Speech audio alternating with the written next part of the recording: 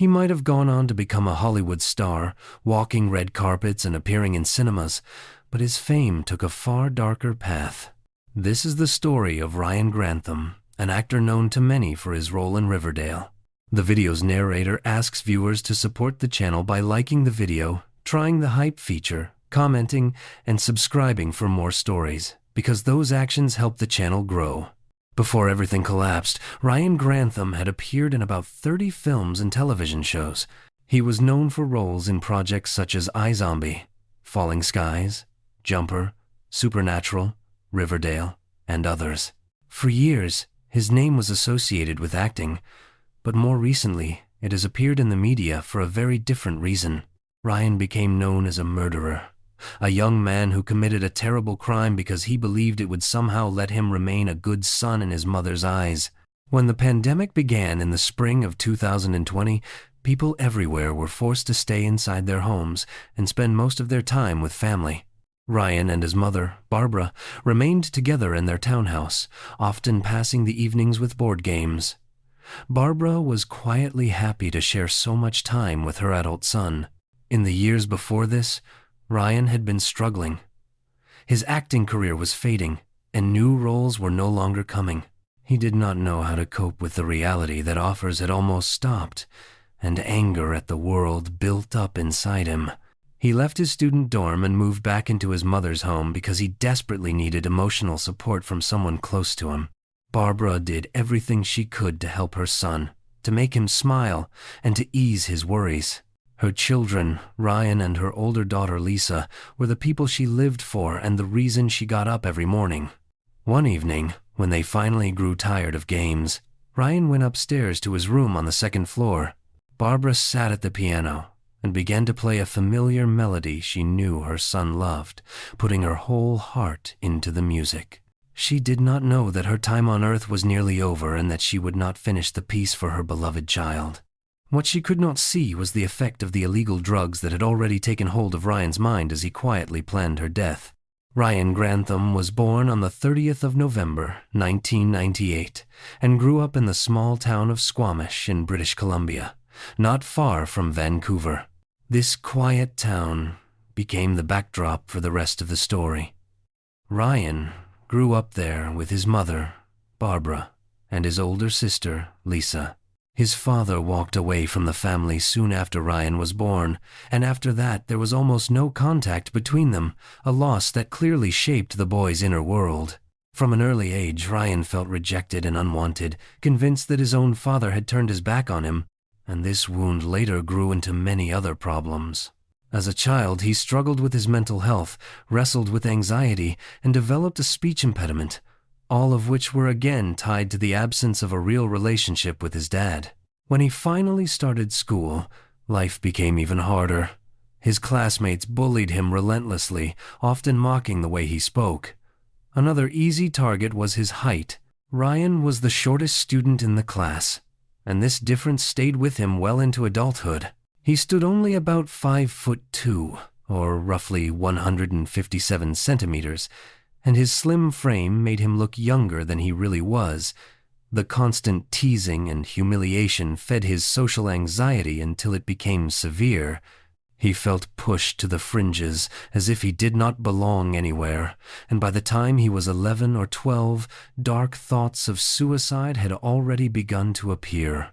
The only person who truly helped him bear these struggles was his mother. For Ryan, Barbara Wade was a rock and a refuge. Friends and relatives described her as selfless and intelligent, with a lively, magnetic personality. She loved her children deeply, shared a special bond with both of them, and enjoyed taking them outdoors to ski, bike, hike, or simply walk together. Though she was also quite short and passed that trait on to her kids, she remained strong and courageous, facing hardship with steady optimism. Barbara had a deep love for animals. There were always pets with 4 paws in the house, and she also took gentle care of her elderly mother. People around her described Barbara as a remarkable person, a devoted parent, and a thoughtful daughter. Yet even her warmth could not replace a father or close friends in Ryan's life. The family itself was tight-knit, and Ryan enjoyed a strong bond with his older sister, Lisa. When relatives or visitors were around, he often put on little shows, turning the living room into a small stage. Behind this habit was a powerful passion. From an early age, Ryan dreamed of becoming an actor and seeing himself on screen. At first, his family was his only crowd, cheering him on from the couch. His love for acting appeared when he was 6 years old. He copied the mannerisms of adults so amusingly that Barbara decided to enroll him in acting classes and then began taking him to auditions and casting calls. The effort soon brought results. By the time he was 8, Ryan had started appearing in television commercials, a milestone that felt huge for both him and his mother. At 9, his career moved another step forward when he was cast in a film called The Secret of the Nutcracker, a Canadian Christmas fantasy that offered a new take on Hoffman's tale. The movie itself was modest, but for Ryan the role was a triumph and a launching pad for future work. After that film, more doors opened, and over the following year he appeared in 8 different film and television roles. His early parts were only supporting roles, yet for a child his age they felt like a dream come true. Later, Ryan was invited to play a guest character in the series Supernatural. In that episode, he appeared as Todd, a boy with superhuman strength who uses his power to strike back at the bullies who torment him. Ryan loved this role because it echoed the fantasies he had during the years he was bullied at school. By playing Todd, he was acting out the stronger version of himself he wished existed in a better world. For a young actor, appearing on Supernatural felt like the highest goal, but it was only the beginning. After the show aired, new doors opened for him. Soon he was cast in the Hollywood film The Imaginarium of Dr. Parnassus, where he played the child version of one of the main characters. The movie featured stars such as Johnny Depp, Colin Farrell, Heath Ledger, Jude Law, and a young Andrew Garfield. That same year, Ryan also joined the Canadian fantasy miniseries Reese Kingdom Falling. By 2010, he had already appeared in several Canadian and Hollywood projects. His roles were still small, and his youthful looks meant he was often given minor parts, but he was building a strong portfolio while learning from experienced actors. For a beginner, it was a successful start, and Ryan believed he was on the right track to becoming a global star. His mother stayed close, encouraging every step and doing everything she could to help him be noticed. She drove her son across Canada and into the United States so he could attend auditions and make it to film sets on time. In 2010, when Ryan was 11, he was cast in Diary of a Wimpy Kid, a film adaptation of Jeff Kinney's best-selling book series about the everyday troubles of a middle school boy. After this project, critics began to notice him. He received award nominations and even won a Best Actor prize at a short film festival in Vancouver. That same year, Ryan appeared in the family comedy Marley and Me, The Puppy Years, a direct-to-video sequel to Marley and Me. Even though it never reached cinemas, getting that part was still a tough challenge. In 2012, at the age of 13, he secured the lead role in the feature film Becoming Redwood. In the story, 11-year-old Redwood, played by Ryan, believes he can bring his separated parents back together by winning a golf tournament. Becoming Redwood was later named the most popular Canadian film of 2012 at the Vancouver International Film Festival, and received the jury's special award for Best Canadian Film, marking a major career milestone for the young actor. There are many behind-the-scenes clips from this project where Ryan chats with the director and clearly enjoys himself on set. In those moments, the teenager is in his element and genuinely happy. At that time, his acting career seems to be going well and moving forward. He is gaining recognition, getting lead roles, and it feels as if his dreams are finally coming true. But this bright period does not last.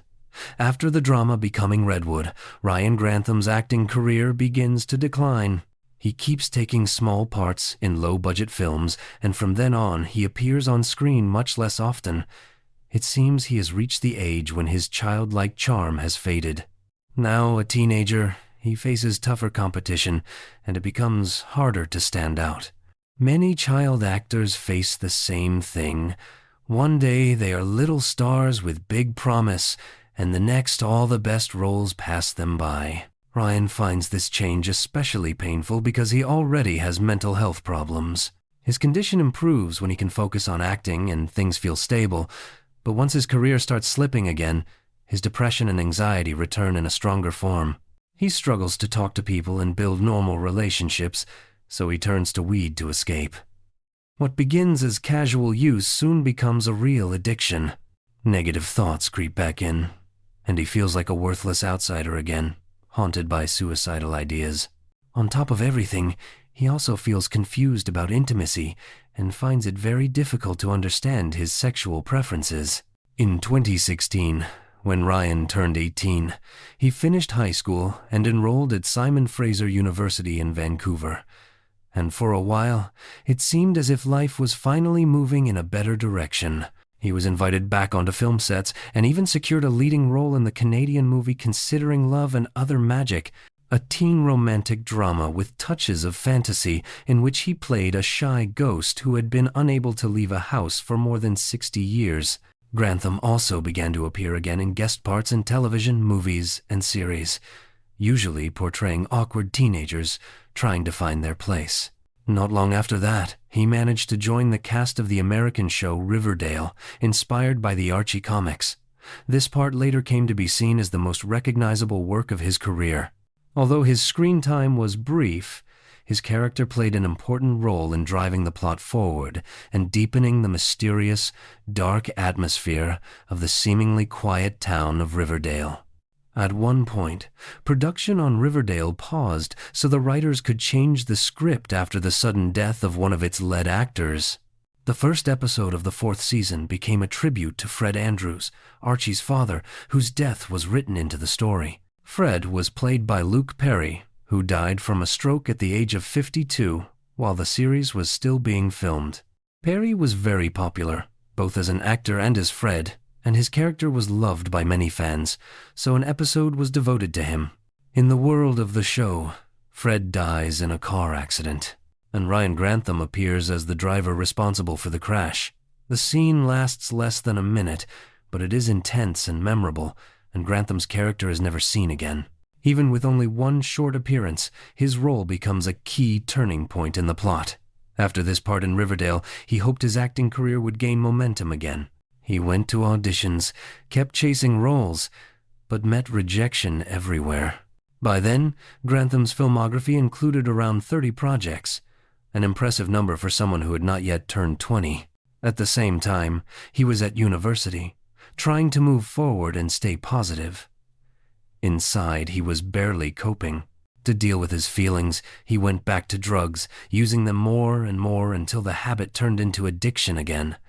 When his mother learned what was happening, she tried everything she could to help. Barbara stayed by his side and continued to give him support. At her urging, he checked into rehab twice, but each time he left, he slid back into the same habits. After that, Grantham felt his mental health worsen further. He felt isolated, and his anxiety grew. This pushed him to stop talking to classmates, leave campus, and move back home with his mother. Before long, Ryan started skipping classes. His grades fell. Studying and even basic assignments became hard to manage, and soon he was warned that expulsion was a real risk. Still, Ryan told his mother nothing about his problems at university because he did not want to disappoint her. He felt ashamed of failing again and again. First, his acting career had fallen apart, and now he was doing badly at school. Ryan wanted his mother to be proud of him.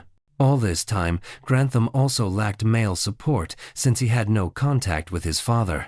On top of everything, Ryan's mother, Barbara, was diagnosed with cancer and had to undergo treatment. She stayed strong and brave, determined to beat the illness, but her health remained fragile. This made Ryan feel even more anxious. By late 2019, 21-year-old Ryan was in his 4th year of university. He was fighting severe depression, but hid it even from his mother. Barbara sensed that something was wrong with her son, yet she did not realize how serious it was. Ryan again began to think about ways to end his life. Around the same time, he drifted into the dark side of the internet and became obsessed with violence. Grantham watched disturbing videos on the dark web: executions, assaults, torture, car crashes, anything where people died on camera. Around that time, he developed an interest in firearms, began visiting gun clubs in Canada, and eventually bought 2 rifles and a shotgun. He also became fascinated with serial killers and mass shooters, seeing himself in them because many were outcasts. The 2019 film Joker, starring Joaquin Phoenix, had a powerful influence on Grantham. Set in the early 1980 seconds, it follows comedian Arthur Fleck, who lives with his sick mother, a woman who teaches him from childhood to keep smiling and try to make people happy. Instead, Arthur is met with cruelty, and everyone around him treats him as strange. Gradually, he decides that the world does not deserve his kind smile, only the twisted grin of a villain. Ryan strongly identified with this character, who, like him, battled serious mental health problems. In the film, the Joker resolves his inner conflict by killing a talk show host he sees as the embodiment of evil during a live broadcast. Immersed in Arthur Fleck's world, Grantham began imagining he might do something similar. He started to believe that violence in some form could finally end his suffering. Ryan planned different ways he could take a life, and plunged headfirst into darkness, continuing to watch real death videos on the dark web. In March 2020, when the pandemic began, the world went into lockdown, and Ryan found himself even more isolated than before. The pressure became unbearable, and he decided that his violent fantasies would no longer remain just thoughts. He wanted to turn them into reality. His diary started to fill with disturbing notes about committing mass violence, and the young man drew heavy inspiration from the Joker. He imagined the whole world knowing his name, his face on newspaper covers, and people who once ignored him finally speaking about him. Lost in these dark fantasies, Ryan began to plan the murder of Canadian Prime Minister Justin Trudeau, believing such an act would secure his place in history, even if in infamy. He started preparing for the assassination, collecting weapons, learning to make firebombs, and following the Prime Minister's movements. Before attempting anything like that, however, he decided he needed a trial run by taking a life closer to home. That person would be his own mother. It was not that he lacked love for her. Instead, Ryan did not want Barbara to see his final descent or to suffer shame, grief, and horror because her son had become a criminal. Tragically, she was the one person who loved him unconditionally and supported him. Barbara had poured her heart and soul into raising her son, and now he believed he was protecting her from future pain in the worst possible way. He even recorded himself walking around the house with a rifle, rehearsing the murder. Those videos later appeared in court as evidence of premeditation. On the evening of the 31st of March 2020, Ryan and Barbara were alone at home. By then, his older sister Lisa had already moved out. Mother and son spent the evening playing board games, and Barbara believed they were enjoying a quiet night together. At about 6:45 p.m., Ryan suddenly rose from the table, left the living room, and went upstairs to his bedroom to take a .22 caliber rifle and carry out the plan he had been hiding. He then started back down the stairs and, halfway, saw his mother sit at the piano and begin to play. Ryan loved it when Barbara played, so he stopped, sat on the steps, and listened. For the next 15 minutes he stayed there, absorbed in the music, watching his mother's hands move across the keys. From the staircase he could see the back of her head, while she remained unaware of anything behind her. Barbara did not hear her son stand up, raise the rifle, release the safety, close his eyes, and pull the trigger. Grantham fired a single shot that struck his mother in the head and killed her instantly. She fell from the chair onto the floor, and blood began to spread from the wound. The life of 64-year-old Barbara Wade ended there. Thankfully, she never saw that her own son was the one who killed her, or that truth might have shattered her. 15 minutes is a long time to reconsider everything and walk away from a murderous plan against the woman who gave you life. Yet Ryan did not. Instead, he picked up his camera and began filming a vlog. Grantham moved through the house, recording details, including Barbara's body on the floor, and calmly describing what he had just done. The filming only fed his desire for notoriety. He wanted the world to remember him. When the footage was later played in court, everyone heard how cold and flat the young actor's voice sounded as he described killing his own mother. Psychologists suggested that this tone might point to a break from reality, that on some level he did not grasp what he had done, though Ryan denied it. The recording ends with him standing before a mirror in his bedroom, saying in a tense voice, "You just shot your mother in the back of the head, and you think you're so cool." Whether this was regret or shock was never clear. Then Grantham moved on to the second stage of his plan. At about 7:15 p.m., he got into his car, drove to a nearby gas station, filled a canister with gasoline, and returned home to assemble several Molotov cocktails. He spent the rest of the evening pouring fuel into glass bottles. During this time, he smoked weed, drank beer, and watched television while his mother's body lay a few feet away. The next morning, Ryan woke up and ate breakfast as if it were any other day. Afterward, he carried out a farewell ritual over his mother's body. He hung rosary beads on the piano so they dangled above Barbara, lit candles, said a few prayers, and finally covered her with a white sheet. "I'm so sorry, Mom. I hate myself," Grantham wrote in his diary that day. He noted that the media talked a lot about him, that he had been in many films and TV shows, yet no one would ever truly understand why he did it. After saying goodbye, he went outside and loaded 2 rifles, a shotgun, several firebombs, and some survival gear into his car. Ryan even made a playlist for the trip, then set off intending to kill Canadian Prime Minister Justin Trudeau with a mass shooting planned afterward. There was one major problem. Trudeau lived in Ottawa, while Grantham was near Vancouver, and reaching the Prime Minister's residence would take about 50 hours of driving. Ryan began the long journey, determined to carry out his plan. But after driving east for 3 hours and covering roughly 125 miles to the town of Hope, he suddenly changed course, turned the car around, and headed back toward Vancouver. It seemed he realized he was not all-powerful, and that killing the Prime Minister would be far harder than murdering his own mother, yet he still had not fully given up. A new plan was taking shape in his mind. Grantham weighed different violent options. First, he imagined driving to Vancouver's Lionsgate Bridge, blocking traffic with his car, throwing Molotov cocktails, and firing at people. Then Ryan considered going to his university campus to stage a mass shooting there and spread fear and panic. Sitting in his parked car near the grounds, he smoked weed and pictured each move he would make. Eventually, something shifted inside him, and he abandoned the idea of mass violence, deciding instead to end his own life. Ryan lifted a handgun to his head, but realized he could not pull the trigger. He restarted the car and drove to the nearest police station to surrender. "I killed my mother," he told the officer at the front desk. While Grantham was confessing, his older sister decided to check on their mother.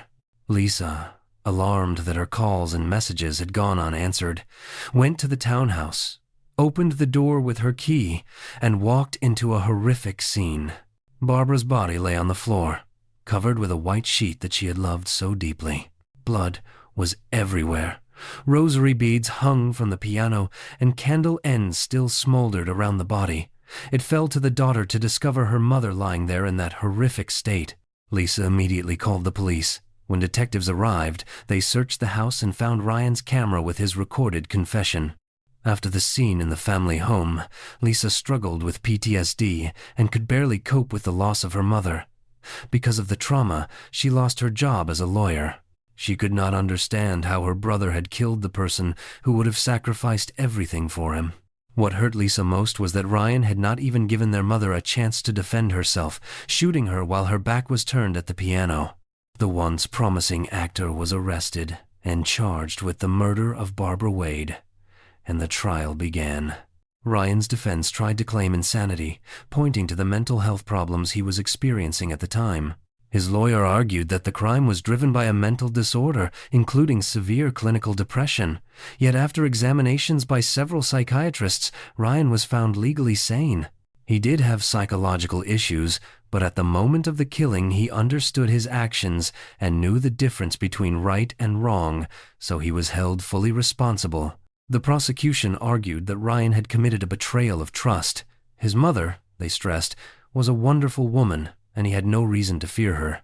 Ryan Grantham admitted his guilt and told police he had killed her because he could not bear for his mother to witness the violence he planned to inflict on the world and on himself.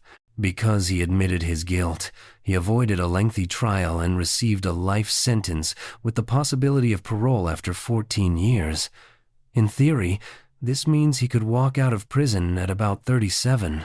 The very idea that he might one day be free alarmed many people, especially given that he had once planned a mass shooting. In the end, he sent his mother to her death simply so she would never discover his violent intentions or feel ashamed of her son. When the judge read out the sentence, the court imposed a lifetime ban on owning or using firearms. Behind bars, Ryan was given access to psychological treatment and began to confront the weight of his actions. He said he wanted to devote whatever remained of his life to trying to make amends. "It hurts to think how carelessly I wasted my life," he said at the hearing. "Faced with such a terrible tragedy, any apology feels empty. With everything in me, I am asking for forgiveness." Speaking in a trembling voice, he told the court there could be no excuse for killing his own mother. Ryan was not surprised by the punishment. His lawyer said that Grantham had expected this outcome, though the attorney feared that, because of his small stature and slender frame, prison would be dangerous for him, exposing him to physical, emotional, or sexual abuse. The young actor probably did not consider any of this when he pulled the trigger. From childhood, he had seemed destined for success on screen. Without drugs, violence, and his refusal to grow up, he might have gone on to become a respected actor. Or perhaps Riverdale marked the peak of his career. Now most people know him only as the man who murdered the person closest to him. If you are still here at the end, you are clearly a dedicated true crime fan. Please subscribe, turn on notifications, and leave a like. See you in the next video.